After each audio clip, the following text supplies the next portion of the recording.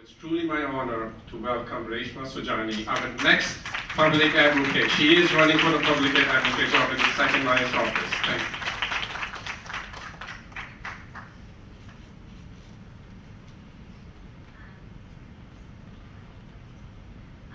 I want to thank Eric and Pamji for inviting me here, and of course Dr. Bhattacharya. Dr. Bhattacharya and I met a couple of years ago when I became the Deputy Public Advocate. And I had seen an issue in our city that I wanted to start trying to solve.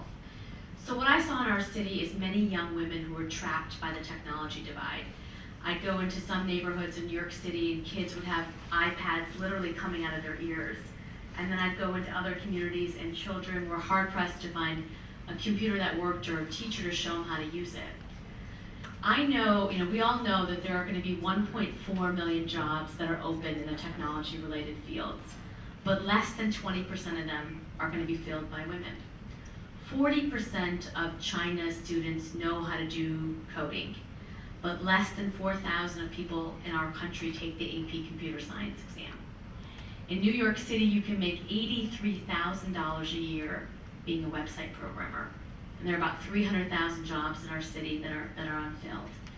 And so I wanted to develop a curriculum that was really targeted at young women to encourage them to go into computer science.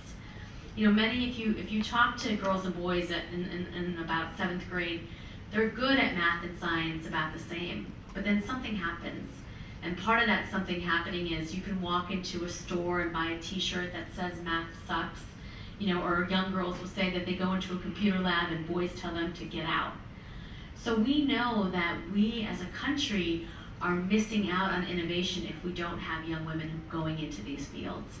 And so I developed a curriculum called Girls Who Code to teach teenage girls between 13 to 17 how to build a website, how to build a mobile app, how to have a conversation with an engineer about your business plan.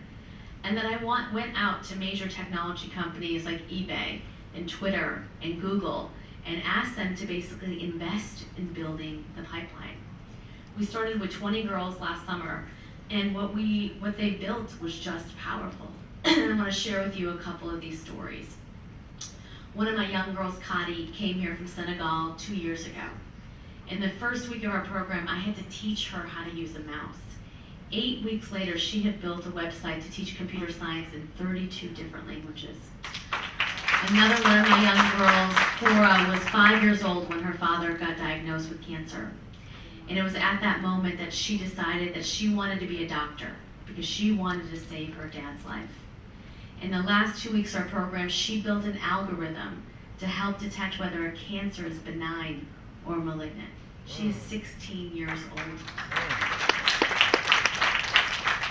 We wouldn't have been able to launch Girls Who Code without Dr. Bhattacharya. And so I'm here very much to say thank you.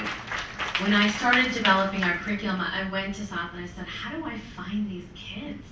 How do I uncover that young woman who would never be able to get this skill set if it were not for this program? Because we didn't want to find the young girls who already had access. We wanted to find girls that were like in the Harlem Children's Society, would have been lost or would have been looked over had it not been for your work. And you were so generous with me in providing contacts and making introductions that I really want to thank you. Because you saved a lot of children's lives and you saved a lot of families. And you probably don't even know how many lives that you've touched. This year I'm proud to say that we're going to be teaching 160 girls. We have programs in New York, Detroit, and San Francisco, and I'm excited about that. And one of the things that we don't realize, and this really hit me hard last week, is how many young kids who are out there who are desperately trying to get access to programs like Harlem Children's Society and Girls Who Code. In our program, we were trying to figure out what we needed to do to get some of these young girls a food stipend and a transportation stipend. So I started getting emails from these young women. And I just want to share with you one of the stories. It was a young girl, she said, my father doesn't have a job, and my mother works part-time at Macy's. I have to take 3 trains and 3 buses to get to class in the morning. And my mom and I, because we don't have a lot of money right now, have been sharing lunch. So it'd be nice to get some money to pay for lunch so I could get to know the girls a little bit better. But if you don't have those resources, I'm happy to walk around Central Park and just buy off the time. These are the stories, and there's so many of these stories in our city of these young kids who are desperately just trying to get a little bit of opportunity.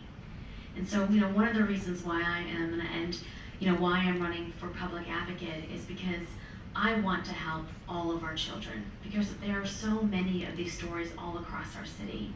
I'm proud to say last week that we introduced legislation to help make computer science a requirement in our schools, and one of the commitments that I've made as public advocate is to make sure that we do get computer science in every single classroom. This is a way that we create ladders into the middle class.